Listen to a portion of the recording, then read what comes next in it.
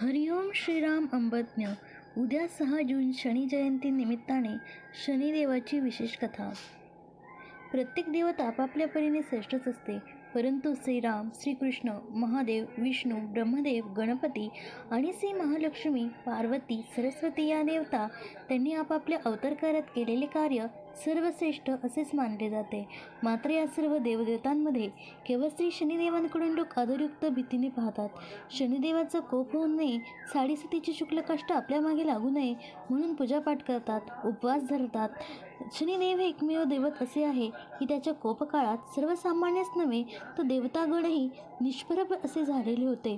मात्र ज्याच्यावर शनीची कृपा होते त्याच्या सर्व मनोकामना पूर्ण झाल्या आहेत. सुख समृद्धीने तो मनुष्य युक्त झाला आहे असेही आढळून आले आहे.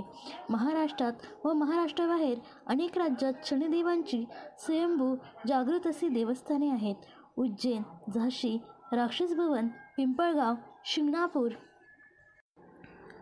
नेवासा, जिल्हानगर अशी शनीची जागृत अशी देवस्थाने आहेत. श्री शनीश्वराचा पिता साक्षात सूर्यदेव आणि माता सज्ञादेवी आहेत. सज्ञा ही ब्रह्मदेवाचा पुत्र दक्ष यांची कन्या. दक्षाने तिचा विवाह सूर्यदेवांशी करून दिला होता. सज्ञेला सूर्यापासून 2 मुले व 4 मुली झाल्या. यम व श्री शनीश्वर ही मुले तर तपस्वी, भद्रा, कालिंद्री, सावित्री या कन्या होत्या. सज्ञेस सूर्याचे तेज सहन होईना म्हणून तिने आपली प्रतिमा निर्माण केली. तिचे नाव ठेवले सुवर्णा. तिला सांगितले, तू सूर्याची अर्धांगिनी हो, पत्नीचे सर्व कर्तव्य तू पार पाड, येथेच सुखोभोग घे. परंतु सज्ञा नाही, ही गोष्ट सूर्यापासून नव्हे तर मुलांपासूनही गुप्त ठेव. कुणाला या गोष्टीची कल्पना येऊ देऊ नकोस. माझ्या मदतीची गरज भासली तर माझे स्मरण कर, मी तुला सदैव मदत करीन.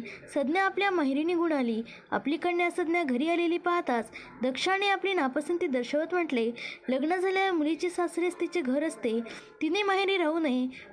पतीला सोडून कन्या माहेरी राहिली तर लोक मातापित्यांना दोष देतात, तेव्हा तो आपल्या पतीकडे जावे हे उत्तम. आपल्या पित्याचे बोल ऐकताच सज्ञेला खूप वाईट वाटले. स्त्री जीवनास दूषण देत ती म्हणाली,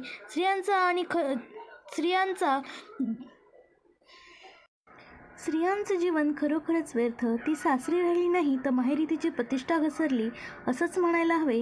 सासरी राहायचं नाही आणि माहेरी राहायला मिळत नाही म्हणून सज्ञेनं घोडीचं रूप घेतलं आणि तपश्चर्येसाठी हिमालयात निघून गेली. सज्ञाने आपला संसार व मुले सुवर्णाच्या हवाली केली. सुवर्णा आपली जबाबदारी व्यवस्थित पार पाडत होती. सूर्यापासून तिला 5 मुले व 3 देव, मनु, व्यतिपात, कुलिका आणि अर्थयाम अशी या मुलांची नावे ठेवण्यात आली, तर मुलींची नावे भद्रा, वैद्रुती ठेवण्यात आली. तिला एवढी संतती झाली, परंतु सूर्याला तिच्याबद्दल कोणतीही शंका झाली नाही. एक दिवशी मात्र तिचे भिंग फुटले. शनिदेव भुकेने व्याकुळ झाला. त्याने आईजवळ खाऊ मागितला. सुवर्णा म्हणाली, देवाला नैवेद्य दाखवल्यानंतर तुला खायला देते. शनिदेव हट्टाला पेटून म्हणाला, मला भूक लागली आहे, ताबडतोब जेवायला वाढ. असं बोलताच त्याने आपली माता सुवर्णा हिच्यावर लाथ उगारली. शनिदेवास सुवर्णाने चिडून शाप दिला, तुझा पाय मोडून पडेल. मातेचा शाप ऐकता शनिदेव घाबरला. त्याने आपल्या पित्याजवळ जाऊन घडलेली घटना सांगितली. सूर्य म्हणाला, माता आपल्या मुलाला कधीही शाप देऊ शकत नाही.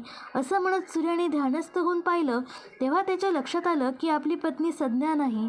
सूर्य संतापला. आपली फसवणूक झाली हे त्याच्या लक्षात आले. तो संतापून तिला म्हणाला, कोण आहेस, मला सारं सांग. सूर्याचे प्रखर तेज सुवर्णाला सहन होईना. ती भेदरली. तिने सर्व हकीकत सांगितली व म्हणाली, मी सज्ञेची छाया सुवर्णा आहे. सज्ञा घोर तपासाठी हिमालयात गेली आहे. तिच्या जागी मी आपल्या संसाराची जबाबदारी स्वीकारली आहे. सुवर्णाचे बोलणे ऐकल्यावर सूर्यदेवांची खात्री पटली. यात सुवर्णाचा काही दोष नाही. ते शनिदेवास म्हणाले, सुवर्ण तुला माते समान आहे. मातेचा शाप व्यर्थ जाणार नाही, परंतु तुला अधिक बाधाही होणार नाही. तुझा पाय न मोडता अजीवन वाकडा राहील. तेव्हापासून शनिदेवाचा एक पाय वाकडा आहे. त्यानंतर सूर्याने अंतर्दृष्टीने सज्ञेचा शोध घेतला. सज्ञा घोडीच्या रूपात निराहार घोर तपश्चर्या करीत असल्याचे त्याला समजले. संज्ञा सूर्याचे ध्यान करीत होती. सूर्याने ताबडतोब अश्वाचे रूप घेतले. तो हिमालयावर संज्ञेस भेटावयास गेला. संज्ञा म्हणाली, सूर्याकरी अन्नपुरुष मला दिसणार नाही, तेव्हा हा सूर्यच असावा. अश्वरूपी सूर्याला पाहून संज्ञेला फार आनंद वाटला. त्यांनी एकमेकांना हुंगले. त्यावेळी संज्ञा ऋतुमती होती. सूर्याची वीर्य तिने नाकावाटे ग्रहण केले, तेव्हा ती गरोदर राहिली. तिला नाकावाटेच अश्विदेव, वेनस्तव अशी 2 पुत्र झाले. त्यानंतर अश्वरूपातील संज्ञा व सूर्याने नवखंड पृथ्वीची प्रदक्षिणा केली. नवग्रहातील तेजस्वी ग्रह सूर्य, त्याच्या भोवती फिरणारे 9 ग्रह मिळून सूर्यमाला बनलेली आहे. 9 ग्रहांपैकी शनी हा एक ग्रह आहे. शनी हा सूर्यमालेतील बहिग्रह असून त्याला 10 उपग्रह आहेत. शनीचा रंग काळसर पिंगट असा आहे. दुर्बिणीतून शनीचे अवलोकन केले असता त्याच्या भोवती असणारे कडे 3 तेजोवलयांनी तयार झालेली दिसले. ही वलये बहुधा लहान मोठ्या खडकाची बनलेली असावीत असा अंदाज व्यक्त केला जातो. शनी अत्यंत कडक व जहाल ग्रह आहे. भगवान श्री शंकरांच्या राशींना ते गेले असता शनीला बघून त्यांनी पलायन केले होते. शनिदेवाच्या पराक्रमाच्या विविध कथा आहेत. जय देव जय श्री शनिदेवा, पद्माकर श्री ठेवा, आरती ओवाळी तो मनोभावे करुणी सेवा. सूर्यपुत्रा शनिमूर्ती तुझी अगाध कीर्ती, एकमुखे काय वर्णो शेषणा चली स्फूर्ती.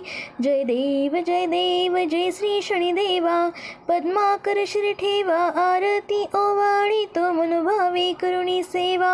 नवग्रहाण माझी श्रेष्ठ पराक्रम थोर तुझा, ज्यावरी तू कृपा करसी होय रंकाचा राजा. जय देव जय श्री शनिदेवा, पद्माकर श्री ठेवा, आरती ओवाळी तो मनोभावे करुणी सेवा.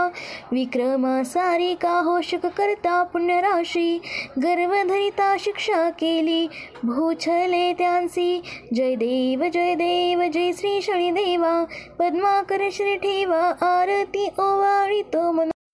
शंकरांच्या वरदानी गर्वी रावण केला, 7.5 येता त्यासी समूळ नाशसी केला.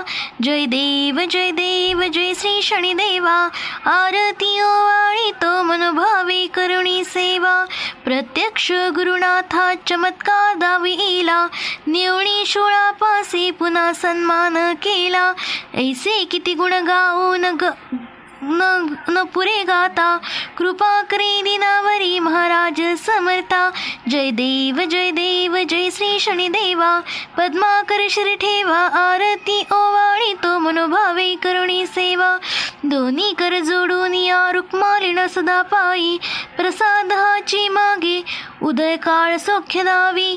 जय देव जय श्री शनिदेवा, पद्माकर श्री ठेवा, आरती ओवाळी तो मनोभावे करुणी सेवा.